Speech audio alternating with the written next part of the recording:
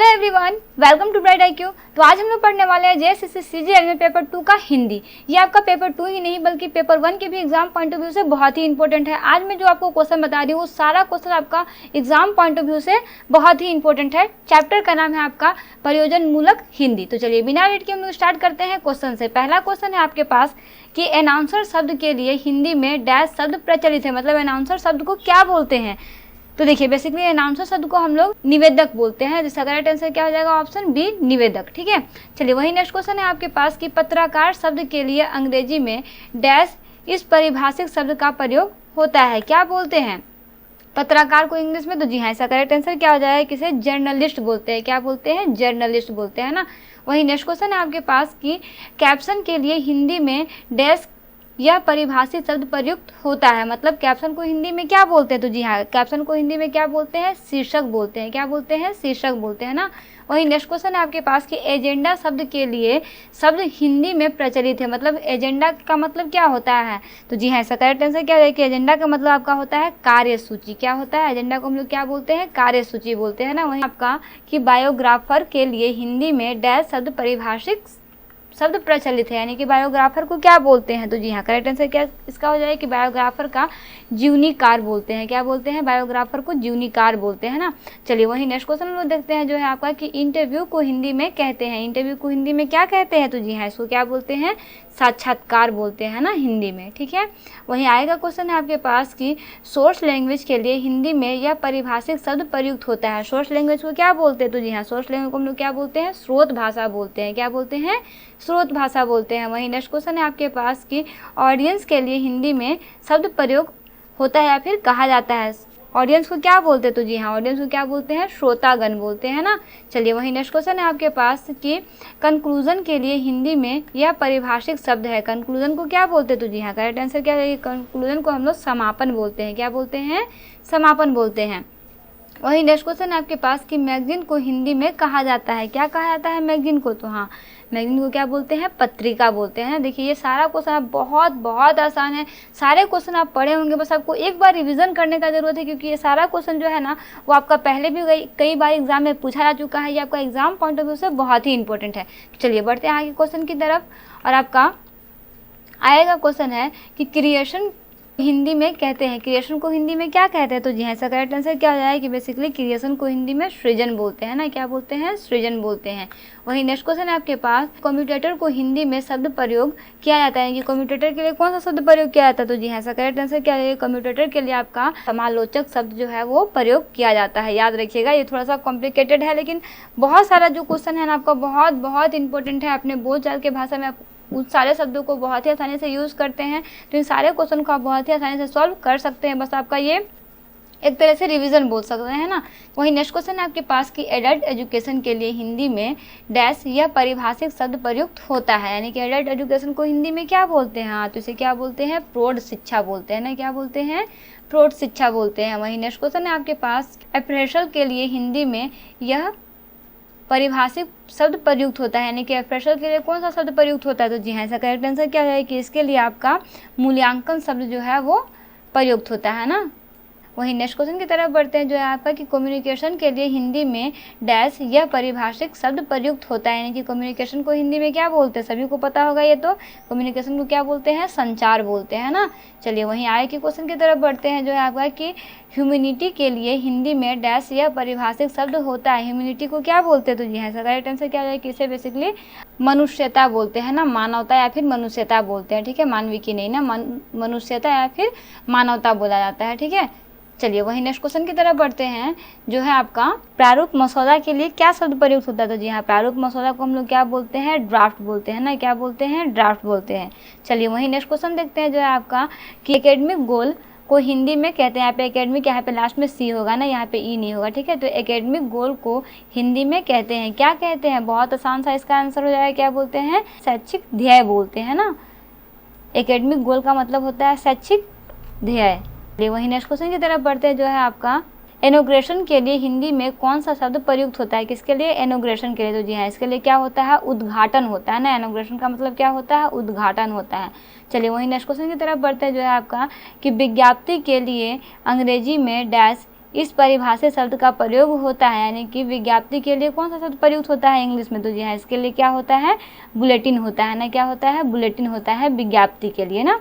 चलिए वही next question देखते हैं जो है कि पत्राचार के लिए, यहाँ पे थोड़ा सा क्वेश्चन मिस्टेक हो गया ना, यहाँ पे हो जाता है पत्राचार के लिए डैश एंकरों की आवश्यकता होती है, मतलब कितने एंकरों की आवश्यकता होती है। आपके पास ऑप्शन में दिया हुआ है कि 2, 3, 4 या फिर 5। तो देखिए पत्राचार के लिए ना बेसिकली 2 एंकरों की आवश्यकता होती है। चलिए इसी के साथ हम लोग नेक्स्ट क्वेश्चन देखते हैं जो है आपका कि पत्र एक है। पत्र क्या है, तो पत्र आपका जो है वो आपका संवाद है ना, क्या है, पत्र एक संवाद है। तो कि पत्र व्यवहार को डैश कहते हैं, यानी कि पत्र व्यवहार को क्या कहते हैं, तो जी हाँ इसको क्या कहते हैं, तो पत्र व्यवहार को बेसिकली कहते हैं पत्राचार कहते हैं ना। पत्र व्यवहार को क्या बोलते हैं, पत्राचार बोलते हैं। वही नेक्स्ट क्वेश्चन है आपके पास कि पत्राचार की भाषा में पत्र भेजने वाले को डैश कहा जाता है, क्या कहा जाता है पत्राचार की भाषा में, तो जी हाँ इसे क्या बोला जाता है, प्रेषक बोला जाता है ना। किसके भाषा में, पत्राचार की भाषा में पत्र भेजने वालों को प्रेषक बोला जाता है।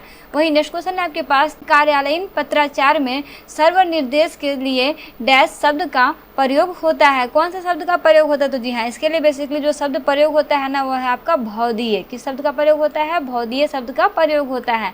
वही नेक्स्ट क्वेश्चन आपके पास कि डैश पत्र का प्रेषित सामूहिक होता है, क्या होता है, तो जी हाँ इसका करेक्ट आंसर हो जाएगा क्या, परिपत्र ना। परिपत्र जो होता है वो पत्र का प्रेषित सामूहिक होता है। वही नेक्स्ट क्वेश्चन है आपके पास कि परिपत्र को अंग्रेजी में डैश कहते हैं, क्या बोलते हैं परिपत्र को अंग्रेजी में, तो जी हाँ परिपत्र को अंग्रेजी में बोलते हैं सर्कुलर, क्या बोलते हैं, सर्कुलर बोलते हैं ना। वही नेक्स्ट क्वेश्चन है आपके पास कि निम्नलिखित में से किसे सूचना संचार का एक अनौपचारिक चैनल माना जाता है, औपचारिक नहीं अनौपचारिक चैनल माना जाता है, किसे, तो जी हाँ इसका करेक्ट आंसर क्या हो जाएगा कि वो है आपका अदृश्य कॉलेज। अदृश्य कॉलेज को ना सूचना संचार का अनौपचारिक चैनल माना जाता है। चलिए इसी के साथ हम लोग बढ़ते हैं आगे के क्वेश्चन की तरफ और देखते हैं नेक्स्ट क्वेश्चन जो है आपका कि शोध के प्रतिवेदक के अनुसार अपने समुदाय और उनकी ज़रूरतों को जाने रंगानाथ के किस नियम को पूर्ण रचना है। यहाँ पे थोड़ा सा मिस्टेक हुआ है, यहाँ पे पूर्ण रचना होगा ना कि किसका पूर्ण रचना है, ठीक है। तो आपके पास ऑप्शन के अकॉर्डिंग इसका करेक्ट आंसर हो जाएगा कि वो है आपका द्वितीय सूत्र ना, ये क्या है आपका द्वितीय सूत्र है। वही नेक्स्ट क्वेश्चन है आपके पास कि परिष्कृत प्रतिवेदन सामान्यतः डैश की ओर ध्यान केंद्रित करता है, किसकी ओर ध्यान केंद्रित करता है, तो जी हाँ ये क्या हो जाएगा आपका तकनीकी पक्ष की तरफ ना। यहाँ पे स हो गया है ना, यहाँ पे तकनीकी होगा, क्या होगा यहाँ पे त होगा ना कि तकनीकी पक्ष की ओर ध्यान केंद्रित किया है ना। नेक्स्ट क्वेश्चन है आपके पास कि निम्नलिखित में से कौन सा गुण पल्लवन के लिए अनिवार्य है, तो वो गुण है आपका मौलिकता और सरलता। मौलिकता और सरलता गुण जो है वो आपका पल्लवन के लिए अनिवार्य है। वहीं नेक्स्ट क्वेश्चन है आपके पास कि भारत में मलेरिया उन्मूलन 1990 से 1999 एक प्रतिवेदन को डैश के तहत वर्गीकृत किया जा सकता है, किसके तहत वर्गीकृत किया जा सकता है, तो जी हाँ इसका करेक्ट आंसर क्या हो जाएगा कि वो है आपका प्रवृत्ति प्रतिवेदन ना। प्रवृत्ति प्रतिवेदन के तहत वर्गीकृत किया जा सकता है। चलिए वहीं बढ़ते हैं आगे और देखते हैं नेक्स्ट क्वेश्चन जो है आपका कि निम्नलिखित में से किसे सूचना संचार का एक अनौपचारिक चैनल माना जाता है। सेम वही क्वेश्चन है ना, इसका भी करेक्ट आंसर क्या हो जाएगा कि अदृश्य कॉलेज को ना, अदृश्य कॉलेज को सूचना संचार का एक अनौपचारिक चैनल माना जाता है। चलिए वही नेक्स्ट क्वेश्चन है आपके पास कि OCLC शोध के प्रतिवेदन के अनुसार अपने समुदाय और उनके ज़रूरतों को जाने रंगानाथ के किस नियम को की पूर्ण रचना है। ये रिपीटेड क्वेश्चन आपका आ गया ना, माफ़ कीजिएगा, ये आपका पहले भी हम लोग क्वेश्चन पढ़ चुके हैं, वही आपका रिपीटेड क्वेश्चन, ये दोनों रिपीट हो गया है, जिसका करेक्ट आंसर क्या है आपका द्वितीय सूत्र ना। क्या हो जाएगा इसका द्वितीय सूत्र हो जाएगा, अभी हम लोग जस्ट पढ़े हैं ना। वही नेक्स्ट क्वेश्चन है आपके पास कि पुत्री के द्वारा माता को पत्र में संबोधन होगा, क्या माता को संबोधन होता है, तो जी हाँ इसका करेक्ट आंसर क्या है कि होता है पूजनीय माता। क्या होता है, पूजनीय माता होता है। वही नेक्स्ट क्वेश्चन है आपके पास कि जब कोई सरकारी पत्र, कार्यालय ज्ञापन या ज्ञापन एक साथ अनेक परिस्थितियों को भेजा जा सकता है तब उसे क्या कहते हैं, तो जी हाँ उसे क्या कहते हैं, इसका करेक्ट आंसर आपका हो जाएगा कि उसे बेसिकली परिपत्र बोलते हैं ना। क्या बोलते हैं, परिपत्र बोलते हैं। चलिए इसी के साथ हम लोग आगे के क्वेश्चन देखते हैं जो है आपका कि मुख्य बिजली के बल्बों के ऑर्डर के निरस्तीकरण की सूचना देते हुए किसे पत्र लिखेंगे। देखिए बहुत इंपॉर्टेंट क्वेश्चन है, तो इसे किसे पत्र लिखेंगे, तो वह है आपका संभरक को। किसे लिखेंगे, संभरक को पत्र लिखेंगे ना, इसे याद रखिएगा। चलिए वहीं बढ़ते हैं नेक्स्ट क्वेश्चन की तरफ जो है आपका कि सभी राज्य सरकारों को भेजा जाने वाला सरकारी पत्र कहलाता है। क्या कहलाता है? तो जी हाँ, वो कहलाता है आपका परिपत्र ना। परिपत्र जो 2 जगह रिपीट हुआ है और इन दोनों क्वेश्चन को आप अच्छे से याद रखिएगा, ठीक है। चलिए वहीं आएगा क्वेश्चन है आपके पास कि एक ही पत्र जब एक साथ कई परिस्थितियों को भेजा जाता है तो इसे कहते हैं, क्या कहते हैं? तो जी हाँ, इसका भी करेक्ट आंसर क्या है कि उसे क्या बोलते हैं? परिपत्र बोलते हैं ना। क्या बोलते हैं? परिपत्र बोलते हैं। इसे आपको याद रखना है। सब सारा क्वेश्चन जो है ना आपका रिपीटेड क्वेश्चन है, बहुत सारा आपका इसमें रिपीटेड क्वेश्चन मैच करेगा, जिसे आपको स्टडी करना बहुत ज़रूरी है। अगर इन सारे क्वेश्चन को याद रखिएगा ना तो आपका यकीन मानिए एग्जाम में कोई भी प्रॉब्लम नहीं होगा। चलिए वहीं आएगा क्वेश्चन देखते हैं जो है आपका कि पुत्र के लिए प्रयुक्त अभिवादन है, क्या है? तो जी हाँ, इसका करेक्ट आंसर क्या हो जाए कि वो है आपका शुभ आशीर्वाद। क्या है? शुभ आशीर्वाद है ना। चलिए वहीं बढ़ते हैं नेक्स्ट क्वेश्चन की तरफ जो है आपका कि कौन सा पत्र 100 से अधिक संख्या में किसी को भी भेजा जा सकता है? तो जी हाँ, उस पत्र को बेसिकली बोलते हैं परिपत्र ना। परिपत्र पत्र जो है वो आपका 100 से अधिक संख्या में किसी को भी भेजा जा सकता है। चलिए वहीं नेक्स्ट क्वेश्चन है आपके पास कि ईमेल किस जन संचार माध्यम के अंतर्गत आता है? बहुत इंपॉर्टेंट और बहुत अच्छा सा क्वेश्चन है ना ये, तो जिसका आंसर हो जाएगा आपका आधुनिक दृश्य माध्यम के ना। आधुनिक दृश्य माध्यम के अंतर्गत आता है ये ना। कौन? ईमेल जनसंचार माध्यम, ठीक है। चलिए इसी तरह हम लोग बढ़ते हैं नेक्स्ट क्वेश्चन की तरफ और देखते हैं आगे का क्वेश्चन जो है आपका कि कार्यालय आदेश किसके लिए निकाले गए आदेशों की सूचना है? बहुत इंपॉर्टेंट और बहुत आसान सा आंसर इसका होगा ना। वो क्या हो जाएगा? अनुभव। अनुभव जो होता है वो आपका कार्यालय आदेश के लिए निकाले गए आदेशों की सूचना होती है। चलिए वहीं नेक्स्ट क्वेश्चन देखते हैं जो है कि किस प्रकार के पत्र व्यवहार में अभिनिवेदन यानी कि समापन भौदीय का प्रयोग होता है? बताइए इसका आंसर। आप बहुत पिछले क्लास हम लोग इसे पढ़े हैं ना, यानी कि पार्ट 1 में हम लोग इसे पढ़े हैं। तो जी हाँ, उसे क्या बोलते हैं? उसे औपचारिक पत्र बोलते हैं ना। औपचारिक होता है, अनौपचारिक होता है। तो औपचारिक में क्या होता है आपका? ये यूज होता है, ठीक है। तो इसे याद रखना है। आगे का क्वेश्चन देखते हैं जो है आपका कि राजपत्र में प्रकाशित होने वाला पत्र इनमें से कौन सा है? तो जी हाँ, वो पत्र आपका होता है अधिसूचना ना। उसे क्या बोलते हैं? अधिसूचना बोलते हैं, ठीक है।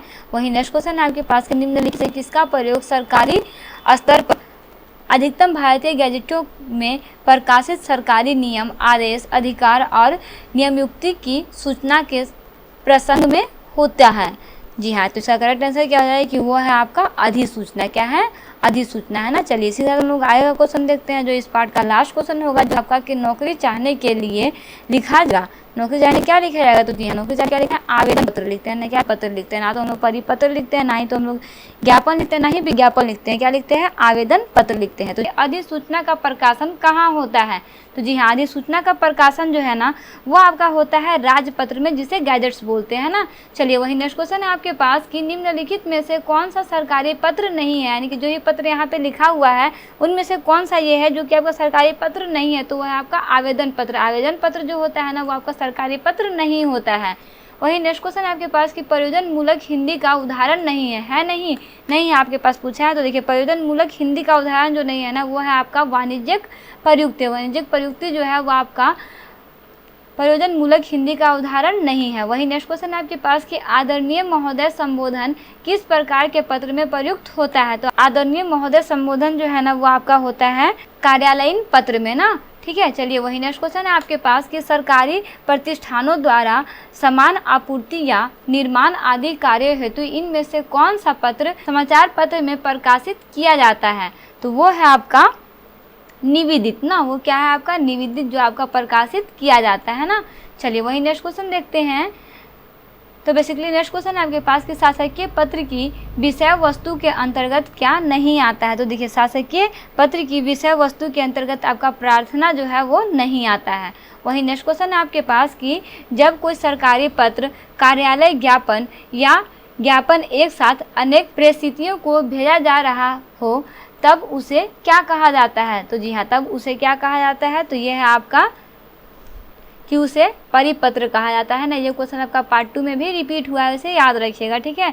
नेक्स्ट क्वेश्चन आपके पास कि ईमेल किस जनसंचार माध्यम के अंतर्गत आता है? तो देखिए ईमेल जो है ना वो आपका आधुनिक दृश्य के माध्यम में आता है ना। आधुनिक दृश्य के माध्यम के अंतर्गत आता है, इसे याद रखिएगा, ठीक है। वही नेक्स्ट क्वेश्चन आपके पास कि निम्न में से कौन सा बिंदु पत्र लेखन की विशेषता नहीं है? तो वो है आपका चरमोत्कर्ष जो है ना वो आपका बिंदु पत्र लेखन की विशेषता में नहीं आता है। वही नेक्स्ट क्वेश्चन है आपका कि एक ही पत्र जब एक साथ कई परिस्थितियों को भेजा जाता है तो इसे कहते हैं, तो इसे क्या कहते हैं, तो इसे बेसिकली परिपत्र बोलते हैं ना, क्या बोलते हैं, परिपत्र बोलते हैं। चलिए वही नेक्स्ट क्वेश्चन देखते हैं जो है आपका कि आपका परिपत्र किस श्रेणी में आता है। तो देखिए परिपत्र जो है ना वो आपका आधिकारिक पत्र की श्रेणी में आता है, इसे याद रखिएगा ना। वही नेक्स्ट क्वेश्चन आपके पास है किसी पहले भेजे गए पत्र का उत्तर नहीं आने पर उस विषय में याद दिलाने के लिए, यहाँ पे थोड़ा सा मिस्टेक हो गया ना, यहाँ पे बाद लिखा हुआ है ना, तो यहाँ पे हो जाएगा कि उस विषय में याद दिलाने के लिए लिखा जाने वाला पत्र कहलाता है। क्या कहलाता है, तो जी हाँ इसे क्या बोलते हैं, इसे बेसिकली क्या बोलते हैं, अनुस्मारक बोलते हैं ना, क्या बोलते हैं, अनुस्मारक बोलते हैं। वही नेक्स्ट क्वेश्चन आपके पास कि प्रारूप लेखन का अर्थ है, प्रारूप लेखन का अर्थ क्या होता है। तो देखिए प्रारूप लेखन का अर्थ होता है पत्र का कच्चा रूप तैयार करना, उसे क्या बोलते हैं, प्रारूप लेखन बोलते हैं। वही नेक्स्ट क्वेश्चन आपके पास कि उत्तर पूर्व शैली में लिखा जाने वाला पत्र है, उत्तर पूर्व शैली में लिखा जाने वाला पत्र को क्या बोलते हैं, तो इसे देखिए अर्धशासकीय पत्र बोलते हैं। क्या बोलते हैं, इसे अर्धशासकीय पत्र बोलते हैं ना। वही नेक्स्ट क्वेश्चन आपके पास कि संप्रेषण में भाषा कैसी होनी चाहिए। तो देखिए संप्रेषण में जो भाषा आपकी होनी चाहिए ना वो आपका होता है कठिन ना। चलिए वही नेक्स्ट क्वेश्चन आपके पास कि संप्रेषण में कैसी भाषा नहीं होनी चाहिए। तो देखिए संप्रेषण में जो है ना वो आपका कठिन भाषा नहीं होनी चाहिए। चलिए वहीं आएगा क्वेश्चन देखते हैं, तो बेसिकली आएगा क्वेश्चन आपका कि डैश किसी भी रचना का एक भाग होता है, क्या होता है, तो जी हाँ इसका करेक्ट आंसर हो जाएगा कि अनुच्छेद। अनुच्छेद जो होता है ना वो किसी भी रचना का एक भाग होता है। वही नेक्स्ट क्वेश्चन आपके पास कि डैश में लेखक या कवि अपने विचार कल्पना से सूत्र वाक्य को प्रोषित करते हैं, क्या है वो आपका, तो वो है आपका पल्लवन। पल्लवन जो है ना, पल्लवन में लेखक या कवि जो है अपने विचार कल्पना में सूत्र वाक्य को प्रोषित करते हैं। वही नेक्स्ट क्वेश्चन आपके पास कि भाव पल्लवन में मूल्य वाक्य में आए विचार सूत्रों को डैश से समझाया जाता है, किससे समझाया जाता है, तो जी हाँ इसका करेक्ट आंसर क्या हो जाएगा कि ये है आपका कि विस्तार से ना, कैसे समझाया जाता है, तो विस्तार से समझाया जाता है। ठीक है, चलिए वही नेक्स्ट क्वेश्चन है आपके पास कि निम्नलिखित में से किसे लघु निबंध की संज्ञा दी जाती है। तो जिसे लघु निबंध की संज्ञा दी जाती है ना उसे बेसिकली क्या बोलते हैं, पल्लवन बोलते हैं ना, पल्लवन को लघु निबंध की संज्ञा दी जाती है। चलिए वही नेक्स्ट क्वेश्चन देखते हैं, तो नेक्स्ट क्वेश्चन है आपके पास कि निम्नलिखित में से कौन सी युक्ति का पल्लवन किया जा सकता है। तो देखिए जो युक्ति का पल्लवन किया जा सकता है ना वो है आपका गागर में सागर, गागर में सागर को पल्लवन किया जा सकता है। चलिए वही नेक्स्ट क्वेश्चन देखते हैं जो है आपका कि भावार्थ और पल्लवन में क्या अंतर होता है। तो देखिए इसमें अंतर बस छोटा सा होता है ना कि भावार्थ में भाव विस्तार की सीमा होती है। ठीक है, चलिए वही नेक्स्ट क्वेश्चन देखते हैं जो है आपका कि पल्लवन के लिए निम्न में से किसका प्रयोग किया जाता है। तो देखिए पल्लवन के लिए जो प्रयोग किया जाता है ना वो है आपका प्रसिद्ध वाक्य, लोकगीति और सूक्ति, ये तीनों का प्रयोग जो है इसमें किया जाता है। चलिए वही नेक्स्ट क्वेश्चन है इस चैप्टर का लास्ट क्वेश्चन है कि पल्लवन में वाक्य संरचना किस प्रकार की होनी चाहिए। तो देखिए पल्लवन में वाक्य संरचना जो है ना वो बेसिकली आपका छोटा वाक्य होना चाहिए ना, क्या होना चाहिए, छोटा वाक्य होना चाहिए। तो चलिए इस तरह से आपका प्रयोजन मूलक हिंदी का चैप्टर जो है वो पूरी तरह से कंप्लीट होता है। ये आपका कंप्लीट वीडियो है, इन सारे क्वेश्चन को आप अच्छे से स्टडी करते रहिए। क्वेश्चन में कोई भी प्रॉब्लम हो कमेंट बॉक्स में कमेंट कर सकते हैं। बेसिकली डेडिकेटेड है आपका JSSC CGL पेपर 2 पे, लेकिन आप अगर पेपर 1 का भी इससे पढ़ना चाहे तो इसमें पढ़ सकते हैं, इसमें कोई प्रॉब्लम नहीं है। बहुत सारा क्वेश्चन आपका मैच करेगा, ये सारा क्वेश्चन आपका प्रीवियस ईयर्स पे आधारित है। तो चलिए हम लोग मिलते हैं आगे नेक्स्ट चैप्टर में एक नए इंपॉर्टेंट चैप्टर, एक नए टॉपिक के साथ। Thanks for watching, like and subscribe bright IQ।